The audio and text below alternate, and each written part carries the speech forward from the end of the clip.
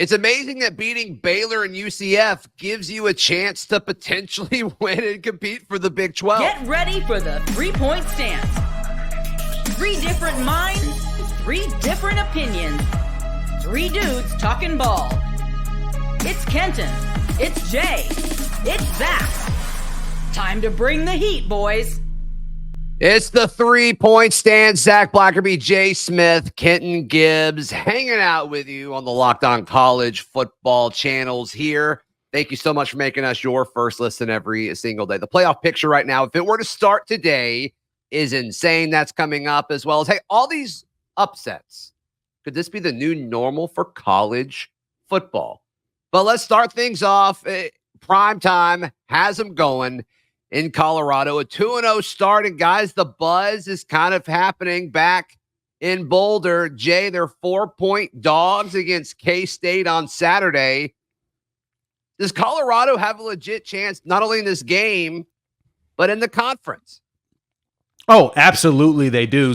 Kansas State played against BYU earlier this season and got shellacked. Now, granted, BYU appears to be a really good team that we weren't even expecting to be as good as they are. But if Colorado can play Kansas State the same way that BYU did, stop the run, force them into errors, in which Colorado's in a very good job of, they got a good chance of winning this game. And the way that their schedule lines up, there's not much competition in the way of them making it to the Big 12 championship game. The team is really good on the offensive side, of course, with Deion Sanders and Travis Hunter. And then on the defensive side, they're good with also Travis Hunter.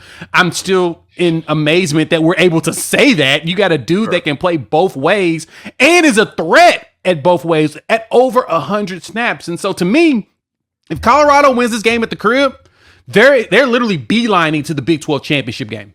It's weird, Kenton, because I think we're still trying to figure out who's good in the Big 12 and who's not. But I guess the teams, granted, this changes every week, but like right now, we think K-State's a good Big 12 team. Arizona depends on, it goes from week to week, but they went into Utah. Texas Tech, Utah. I mean, these are all teams that Colorado plays in the coming weeks. I disagree with Jay. I actually don't like how the schedule stacks up for Colorado. So I agree with you that the schedule is much tougher than it appears on paper. I do agree that Colorado has a mountain to climb in front of them, but as the elders would say back in Alpha and Omega Reformed Missionary Christ Church in 2540 Finkel in Detroit, I'm coming up on the rough side of the mountain. And let me tell you something, Colorado is climbing up on the rough side. And they're going to make that climb because they are so much better in the trenches defensively than what we imagined. And after Shedeur called his offensive line out publicly, it was a very controversial move. It was a move that I don't approve of myself, but the offensive line has been improved. I'm not saying that this team is just improved because of Shedeur's play, but the offensive line has come along in a meaningful way. And if they can stop this Kansas State defensive line, you're showing me something now. You're making me believe things about you now, and you're rolling in that direction that, hey, that side of the mountain is rough as hell. I ain't going to lie to you. But if you can climb that, you have shown that you were rightfully a Big 12 champion, or at least a Big 12 champion participant, and you could turn the Big 12 into a 2-bid league. Yeah, that's what's interesting about this, no question. So there are 5 Big 12 teams that are currently undefeated. Texas Tech is 3-0. Then BYU, Iowa State, Colorado, and West Virginia are all 2-0. And just going into the season, like, I don't think you look at any of those and you say, hey, this is going to be the power of the Big 12. I mean, I just think there's so many things we don't know about this conference, Jay. Yeah, there's a lot of things that we have questions on and who's good. Like, we thought Utah was going to be the ones that run thing. And heck, Oklahoma State has returned number 3 team in the country in returning player production. I think it's like at the 90th percentile. And they are abysmal. Like, how do you have the Doak Walker award-winning running back and you don't know how to run the ball anymore?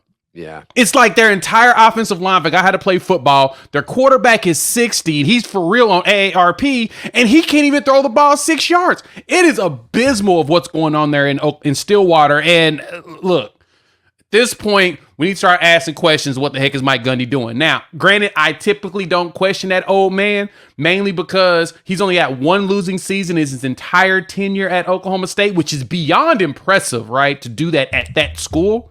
Yeah. But they look terrible to have so much experience on that team. They have done nothing but go, spiral up and down since 2020. And so we thought that Oklahoma State was going to run things. We thought that Utah was, and Utah hasn't even been looking as impressive. Cam Rising can't stay healthy, and every time you look up, he's not in a game. So how do you rely on him? So at this point, the question is BYU for real? Because BYU, to me, feels like the only team that's truly going to be in the way for Colorado. I like Texas Tech because Taj Brooks is a monster at running back.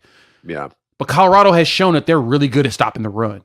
UCF is a great example of that. That team was averaging 300 yards rushing a game, 320 to be exact, before that game, and Colorado helped them to like 150. Yeah. That's crazy. BYU is interesting because they're winning, but they haven't really played anybody outside of whooping K-State. And that was kind of, I guess, it could have been their statement game was like 38-9. 9, yes. Yeah, there it is, 38-9. Yeah. And like that's good. You can only play who you play, but I'm just not buying any of this yet. I need about another 3 weeks at the Big 12 before I say, okay, Texas Tech is going to be the force or is going to be BYU. It's still open. I think this conference is wide open, Kenton, and I honestly think it's kind of good for college football. Oh, absolutely. The conference being wide open is it's definitely a positive for college football. But I want to push back on something you said there in terms of you need a lot more time. I don't believe you. You need more people. At a certain point in time, you have got to look at this thing and say, you are who you are. You know what I mean? Yeah. In order to quote another Jay-Z lyric, you could try to change, but that's just the top layer. Homie, you was who you was when you got here. The reality is these teams at some point in time, we've got to look at them and say, your resume is who you are. BYU, while it doesn't appear, hey, they have a bunch of impressive wins, when you look at those wins closely, you say to yourself, this is why I say they could turn into a two-bid league because we all know it's a popularity competition.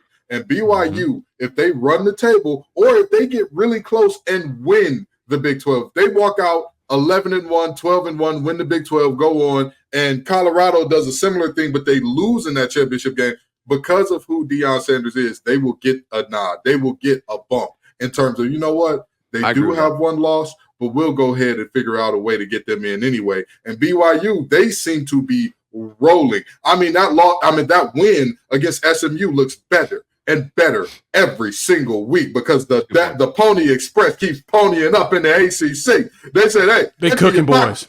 Empty your pockets, okay? By the way, free my dog Sherwood Blood. You know what I mean? Free the boosters ain't do nothing wrong. They just had NIL. They were just 4 decades ahead of the program. That's all. I don't see nothing wrong with that. Visionaries, if you ask me. Yeah, true. And if you want to talk about the Big 12, there's one team you cannot not mention here is Iowa State, right? Shout out to Matt Campbell. Look, I thought that he was on the back end of the opportunity of getting a big job. I thought that he was like PJ Fleck, who's probably missed his window.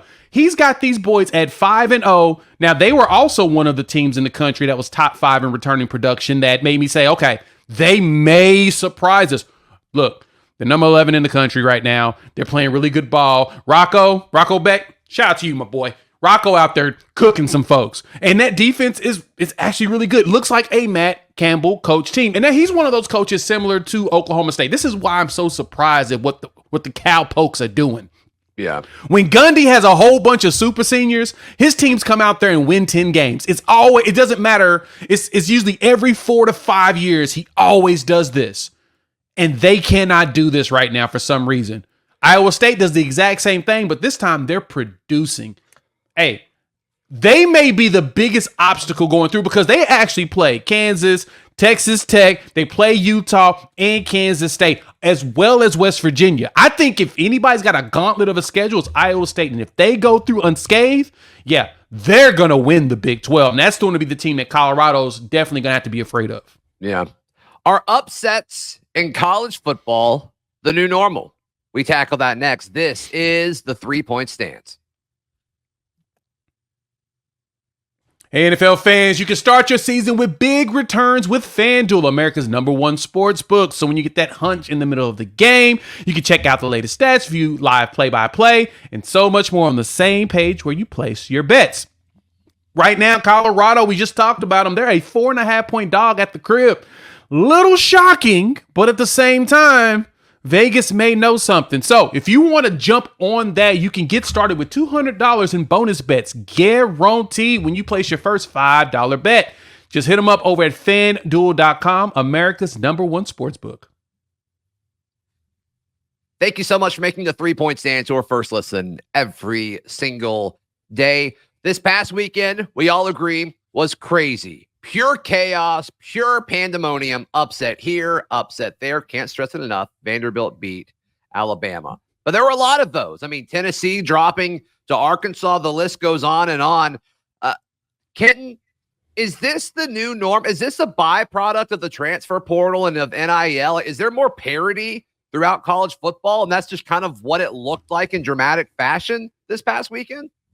Let me let you in on a secret, okay? I'm going to read off some stats for you, and then I'm going to put it in some context for you. What if I told you that a ranked team lost to a lower ranked or unranked opponent 62 times in one particular season?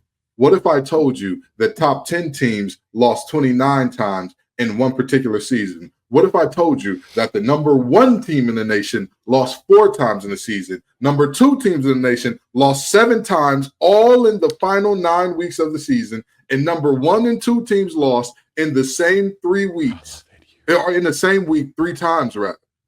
Now, what if I told you that year was 2007? Mm-hmm. That is well before the portal. College football is madness like this for a reason. For example, you look at the NIU Notre Dame game. What made that game so beautiful? NIU's got some accountants on that team. They've got some doctors on that team. They've got some lawyers on that team. They've got some guys, not to say that Notre Dame doesn't, but you get my point. Notre Dame has more guys who will be seeing on Sundays than NIU. I think that's a fair assessment. I don't think anybody can come after me after that. I think that NIU has some NFL players too, just not as many as the Golden Domers. That game will live on with them forever, as Notre Dame will try to forget it by next year. That's what makes college football beautiful. That's what makes this, people call soccer the beautiful game. I'll be damned. Not when we got mascots in the end zone swag surfing. Absolutely not. Absolutely not. And by the way, we need to retire the swag surf. Y'all don't know how to do it. Y'all know who y'all killed it. Y'all know who y'all are. But we ain't going to go there right now. The reality of this thing is simple. College football is made to be chaos. It's made to be bedlam, and that has nothing to do with the portal. College football has been this way since the beginning of time, and it's going to continue to be this way, regardless if we do the portal, regardless if we do salary cap, regardless of whatever we do in college football, we will always see some degree of chaos. Yeah. Look. Yeah, go ahead, Joe. Say to add to that, look, everybody keeps talking about this. Look, parity is a parody. It's not real.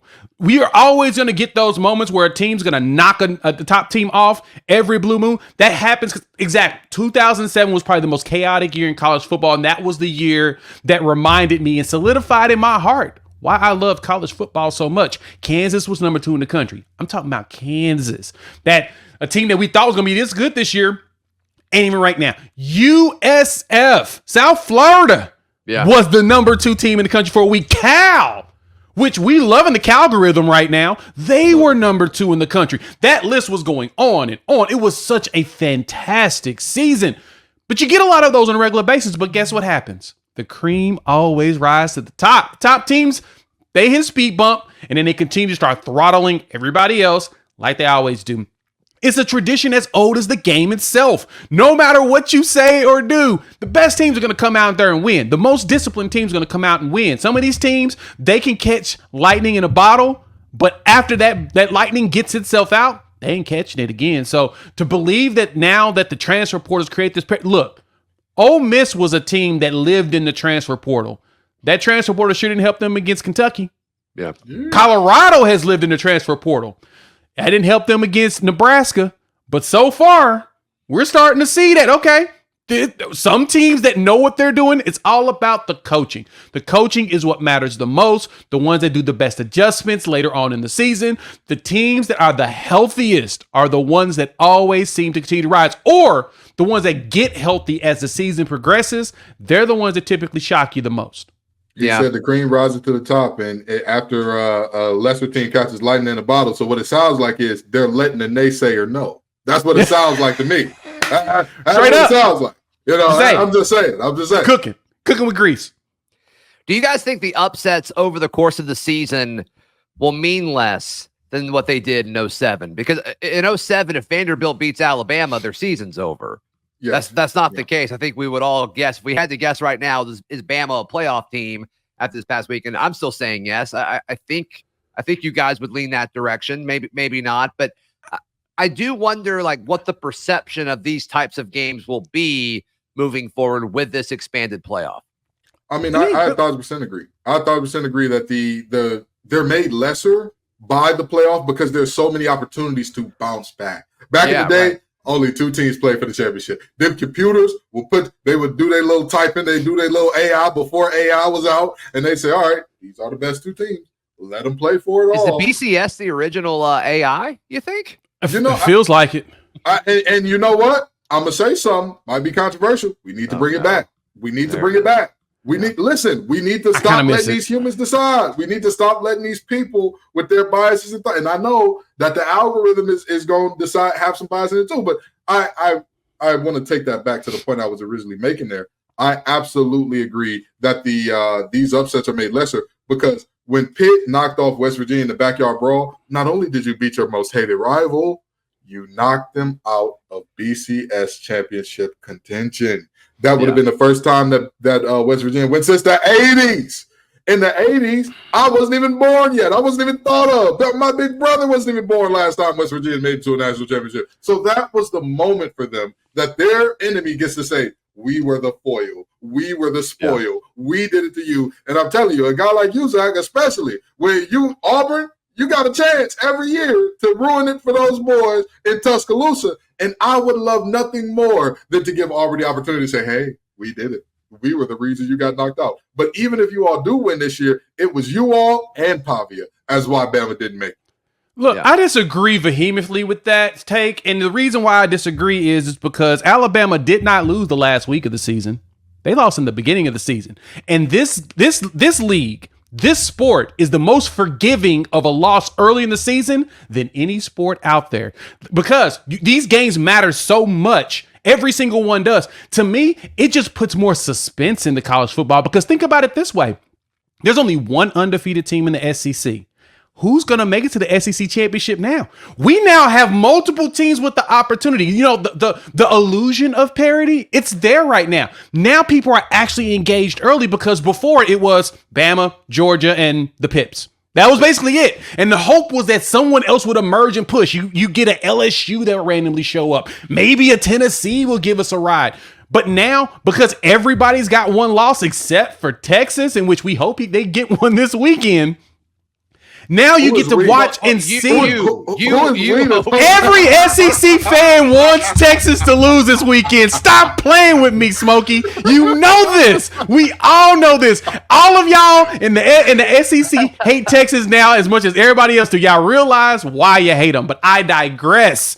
My point is that everybody that loses early still can bounce back. They've always had the opportunity. Even the BCS era, you lose early and your schedule, the way it lines up, allows you to play enough ranked teams, you're going to fly right back up the charts. Because remember, Bama didn't fall very far when they lost. They only dropped 6 spots because that Georgia win the week before gave them cushion from being dropped fully out of the top 10. So this has been what's always happened. It hasn't really changed. But to me, that expanded playoffs makes it to where I actually want to watch more Big 12 games. I want to watch more ACC games. I want to watch more Big 10 team games because all of the major networks aren't just propelling one network. I mean, you know, being a long-standing member of the SEC, I appreciate that they love us so much. But the good thing is every college football game matters. As we talked about the Big 12 in the last segment, they've got so many teams that you got to pay attention to. It just grows the sport more because I promise you this. Once we hit week 11, 3/4 of the teams that we're talking about today ain't gonna matter no more. Yeah.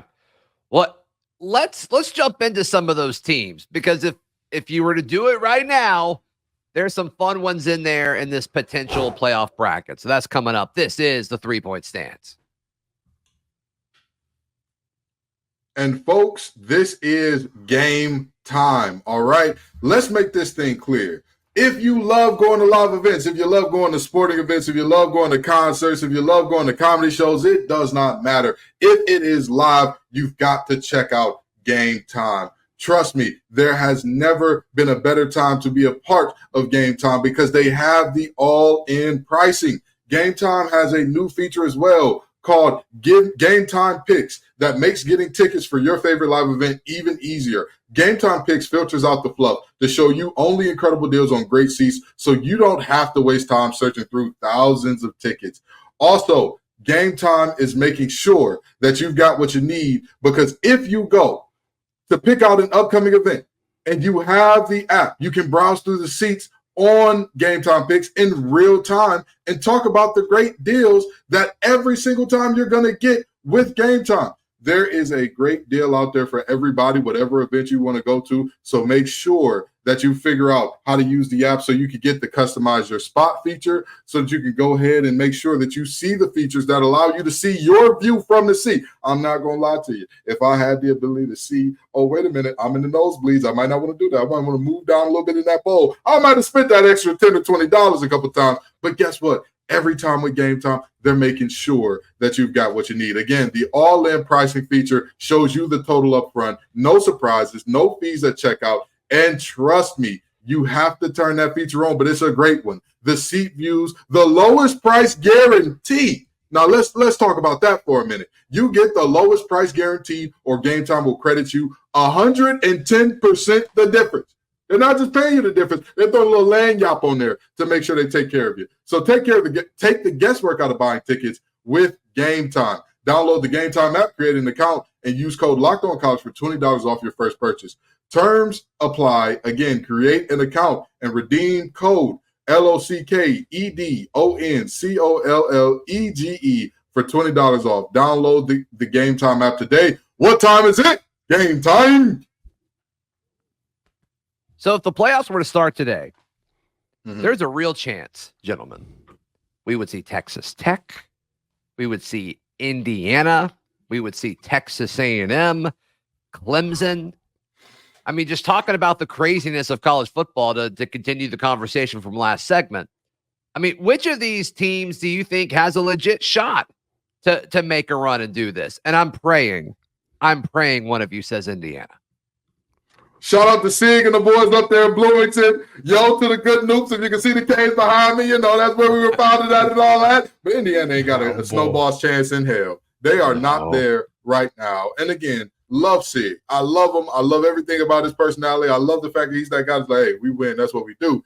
But literally almost every other team that you just named has a much better shot at it. I don't think, you know, the service academies to me have a better shot at it than Indiana, only because of their path. Only because of their path. I mean, listen, Army and Navy are unranked. Roger Staubach might be walking through that door. That's all I'm saying. They look great. They look great. So, you know, I look at Clemson and I say they definitely have a shot at making the playoff, because, again, even if you say that, hey, the ACC is only a 2-bid league, well, guess who those 2 bids would go to right now? Guess who those 2 bids would go to even if Clemson got a loss somewhere down the road? It's most likely them in Miami. So I look at these teams and I say Clemson by far has the clearest path in terms of, hey, we have a path to the ACC championship that seems fairly smooth. And on top of that, we're going to show you all that we don't need no stinking portal. We can do this thing with all high school recruits, which is going to be a huge selling point for Dabo, because they have had massive success in the ACC so far this year.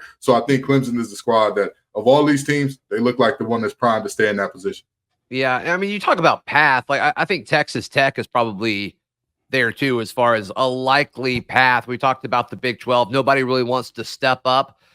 From what I've seen of Texas Tech so far this year, they seem well coached. They seem like a pretty solid football team. And I think a well coached, solid football team is enough to get you there in this year's version of the Big 12. I don't know. The Big 12 might be a 3-bid league. They might be a 3-bid league, 4-bid league this year. Who knows?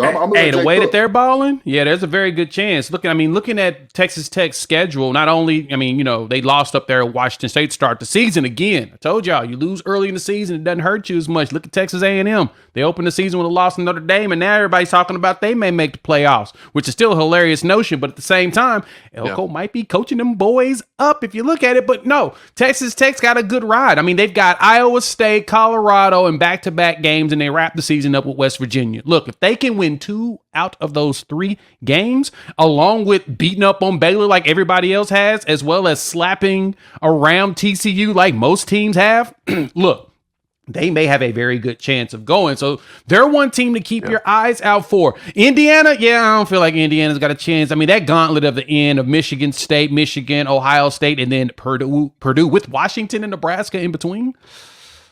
That doesn't feel like what they would have to. If they were to make it through that, they deserve to be in the national championship. I don't even want them to go through the playoffs. Just put them in the national championship game because they just did something that's unreal to be able to walk through. They walked through fire to get to that one. But there's a lot of teams on this. It'll be basketball season by that point. At that point, then they're gonna stop playing. They're like, "No, we're done. It's basketball season, guys. We got to focus on the court." If there's a team that I'm intrigued to see actually makes it all the way through, it's going to be Penn State or Oregon. I'm really curious to see, based upon the way their schedule's lined up, can they continue to push all the way through and make it? Because if you look at it, Oregon's got Ohio State, and that's the only team left on their schedule that I think that's true competition at this point. Illinois, they have their moments, cool. Michigan, we know Michigan is everything about them. That's it. They're one that have one of the probably the perfect paths to get there, and I think that's why most people actually pick them to make it into the playoffs, because it looks like their path is just ordained. Yeah, among all the top 10 teams, it seems like Penn State is the one that's being discussed the least. I think at this point they're a pretty likely college football playoff team. I don't think that's a crazy take at all. We know exactly who Pennsylvania State University is. Yeah. We know. We're going to keep playing this game every year. And I hate to do this because I love my Cal State graduates up there. Kobe, you baller, you're doing your thing. I love you, brother. You're one of the best linebackers in the nation. But I don't get this. We do this every year. We do this every year with Penn State. We say they're a phantom every year, and then a phantom pulls up, and we're like, oh, that's just a regular old 300 seat. We do it every single year. And now that we got the playoff change. The context changed. We talked about this over the last few years. It's like, can they creep in to be a top 4 team? That's not the discussion we're having anymore. Are they a top 12 team? Yeah. Yes, the context has changed. James Franklin is the Lane Kiffin of the North. Lane Kiffin is the James Franklin of the South. They are guaranteed to take an L somewhere that makes zero sense. Ole Miss has already given us our first one. Penn State's probably going to go out to California, lose to USC. And everybody's going to be like, what in the heck just happened? Especially a USC team that is no longer ranked. The question is going to be, can the offense figure this thing out? And I'm going to be honest, they've looked well, but if they travel to USC and drop a dud, they're cooked. Let me go back to Indiana for just a second here, since they are the Big Ten team that's in the front right now. A great place where the best fraternity in the world was founded, and we always have a saying, somebody trying to sneak in my frat, and I ain't going to have no stuff like that. Penn State is trying to sneak in the playoff, and I don't want no stuff like that because they don't belong. They never belong.